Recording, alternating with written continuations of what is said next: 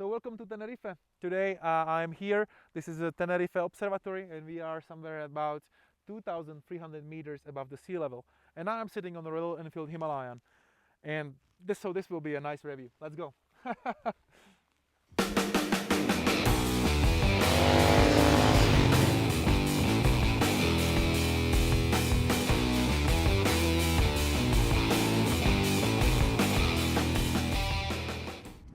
Beautiful weather, but we have here, you know, the wind brought here the sand from Sahara, so the visibility is not super clear, unfortunately, because I wanted to shoot some nice drone shoots. Unfortunately not today, maybe tomorrow. But anyway, I'm now sitting on the Royal Enfield Himalayan. This is European Union version. It came, you know, in India was introduced 2 years ago, but we had to wait in Europe to take it, and I'm really excited. In fact, I think this was the, you know, I really fall in love just from the first impression. I like the design. I like the alternative, you know, feel which is there against all these Africa Twins and Ducati Multistrada and all the very brilliant adventure bikes which, you know, they can cook the meal for you even, I don't know. They have so much of, you know, systems and functions and LED displays and everything. And suddenly we have this one in 2018 with a air-cooled single-cylinder 400cc engine, high-stroke engine, which is so nice. You know, like I like how silent it is and how calm the ride is. Like it does not have plenty of power. You know, just 25 horsepower, and in reality, especially when you ride more than 2,000 meters above the sea level, it's just not anything adrenaline or anything which is like sporty at all. Like, and sometimes you have really problems to overtake a car, so the ride overall is very slow and smooth. Like the average speed is small. But I actually have to say that I am a fan of it, and as the Royal Enfield says, like we don't need to have an adventure bike with 200 horsepower and, you know, very advanced technologies and cornering ABS and etc. etc. I mean, that is partly of marketing, and what else they can say, you know, this if they don't have such technologies, but I can play this game, you know, like. I see simply myself going to Romania, Albania, Georgia, or even Mongolia, or even around the globe on this motorcycle, and feel really cool. And my average speed would be very low, but I would probably see a lot, meet a lot of people, and have more memories than I would do on a perfect motorcycle. But if we speak purely or closely about the motorcycle, so as I said, the engine doesn't offer much horsepower, and in fact at this moment and this place it's even less you would expect. You would probably don't guess 400cc, and if I compare it with CRF 250 Rally, it goes faster. I think this engine, of course, the you know low RPM range is stronger on this motorcycle, but then the CRF goes way faster. I think the acceleration or overtaking cars or maximum speed with something on 150 kilometers there, it's better, but I don't care because I really like this air-cooled style, the sound, awesome.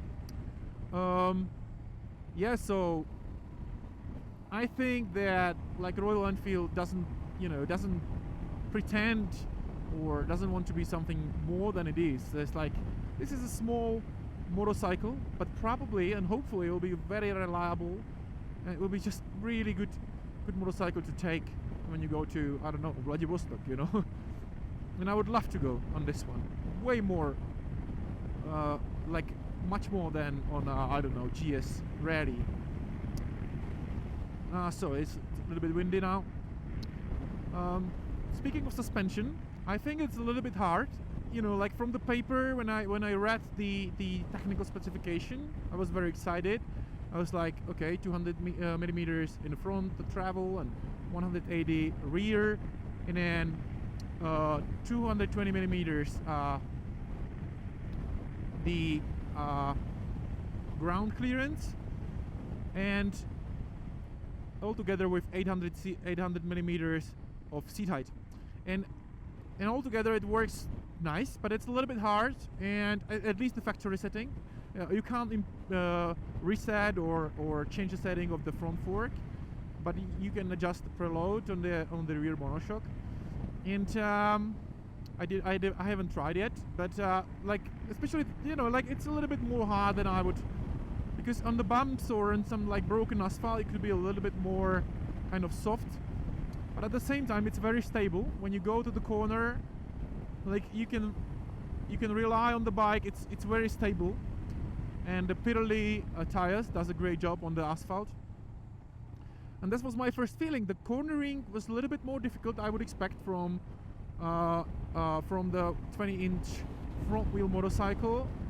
But you know, you just feel the weight, 190 kilos, which means that this is not a cross or like pure off-roader. But you know, like, you don't have this agility like you would, like, probably on BMW GS Dakar I have, or CRF Ready.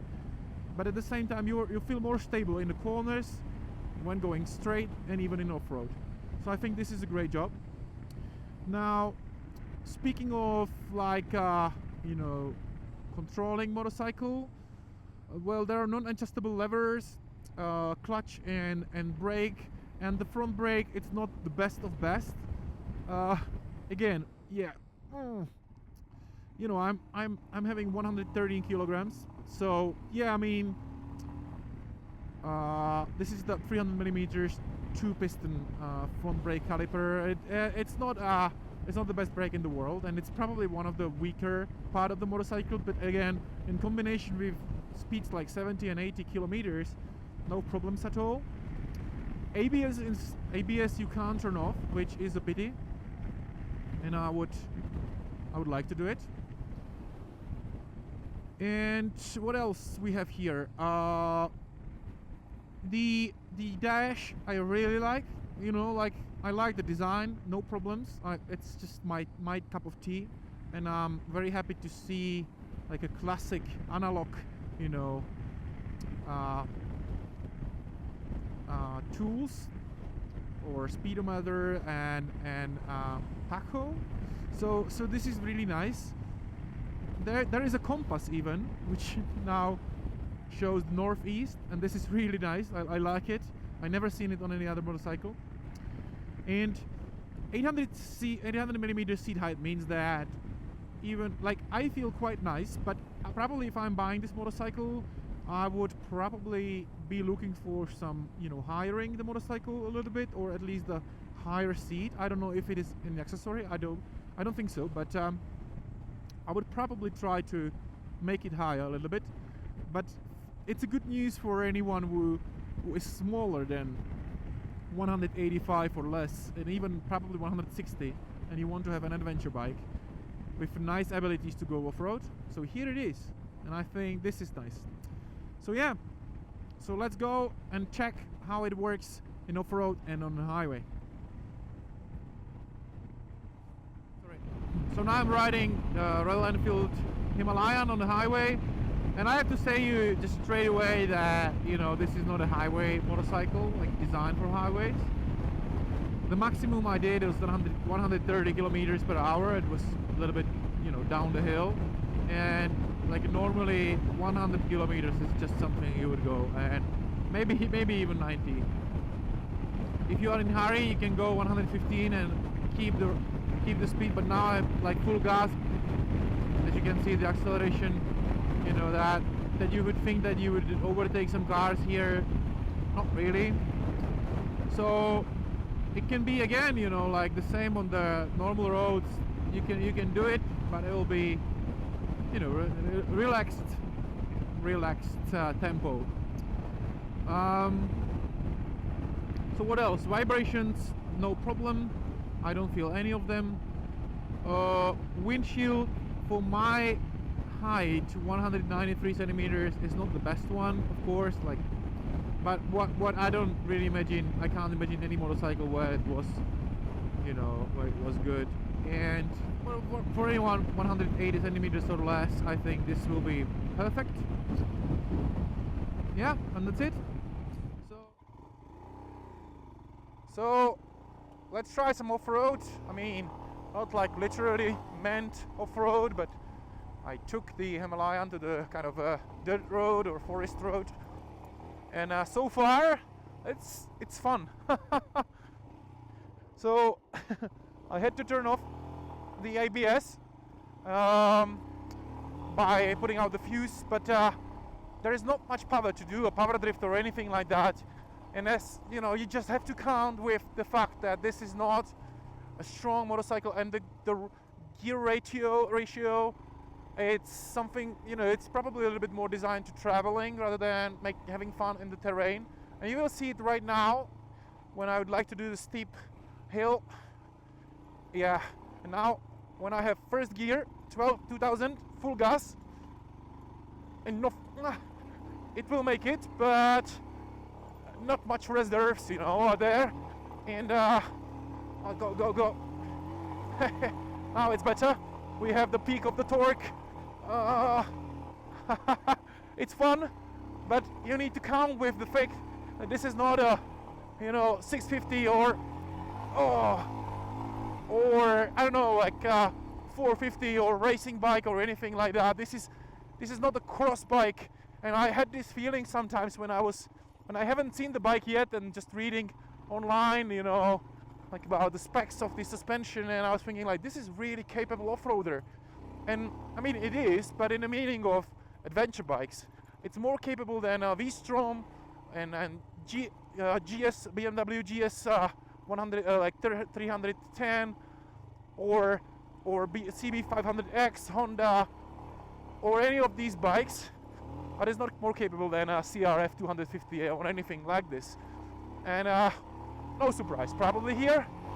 And if you are now on this same road, like, you know, in Albania, or Romania, wherever, California, any off-road you would like, you would feel very nice. And you would feel that you are going on a durable, like, bike which will not let you there in a desert or anything like that. Oh my god, this is nice. So you have to count with the weight, which is 191, and it's still there, something like BMW GS Dakar. And with the fact that you don't have like a power, like extra power, you have only these. Oh yeah. I have to be careful. Yeah, and if this happens and the revs fell down to 1,500, they just but no problem. I did it without the clutching, so it's nice. I enjoy standing on the foot pegs. Second gear doesn't work, so probably I would change the gearing ratio. Oh yes, the suspension was nice, by the way. I didn't hit the limit. So I would probably change. Maybe I would put the, you know, one less tooth front sprocket. But standing on the foot pegs, yes, quite okay. You know, I'm having 193 centimeters, and for me it's small, of course. But I could imagine to do it on a stock bike if there is no any other option, and I would enjoy it. Otherwise, I would try to make it a little bit higher for me, but it's good, and it's very good for anyone who is smaller. So this is perfect. The handlebar I would also need to put higher, but I can live with it. So the foot pegs, they have the rubber on it, but you can dismount it, and then you have quite capable foot pegs on the motorcycle just from the factory. Of course, you will be looking for wider ones pretty soon. But overall, for this price tag, again, in the terrain, it's like, it's good. It's good, and it is a good offer.